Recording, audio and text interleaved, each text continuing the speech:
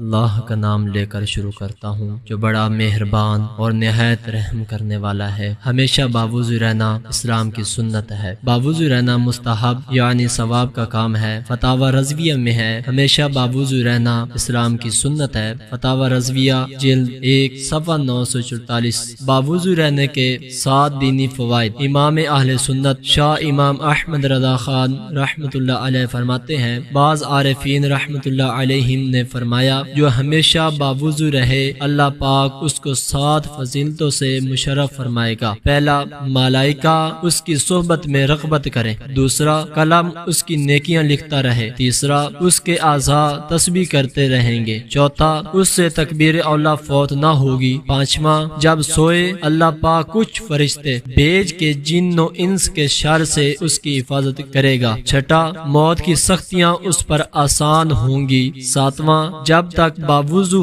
رہے گا امان الہی میں رہے گا۔ فتاوی رضویہ جلد 1 صفحہ 995۔ ہم نے سنا باوضو رہنے کے جہاں دینی فائدے ہیں، اس کے ساتھ ساتھ بہت سارے دنیاوی فائدے بھی ہیں۔ مثلا باوضو رہنے کی برکت سے بہت ساری بیماریوں سے حفاظت رہتی ہے۔ وضو کر کے جس کام کے لیے گھر سے نکلے انشاءاللہ الکریم وہ کام پورا ہوگا۔ بہشت کی کنجیاں صفحہ 60۔ باوضو رہنے کی برکت سے خود اعتمادی بھی ملتی ہے اور باوضو رہنے کی برکت سے رزق میں بھی اضافہ ہوتا ہے۔ حدیث پاک میں ہے ہمیشہ باوضو رہو تمہارے رزق میں فراخی آئے گی یعنی اضافہ ہوگا۔ جامع احادیث جلد 19 صفحہ 406 حدیث کا نمبر ہے 14922۔ سبحان اللہ، کیا شان ہے، گویا وضو میں دنیاوی و آخرت کی بلائیاں رکھ دی گئی ہیں۔ رزق میں اضافہ چاہیے باوضو رہو، مصیبتوں سے حفاظت چاہیے باوضو رہو، اچھے اچھے خواب دیکھنے ہیں باوضو سویا کرو، نیکیاں چاہیے باوضو رہو،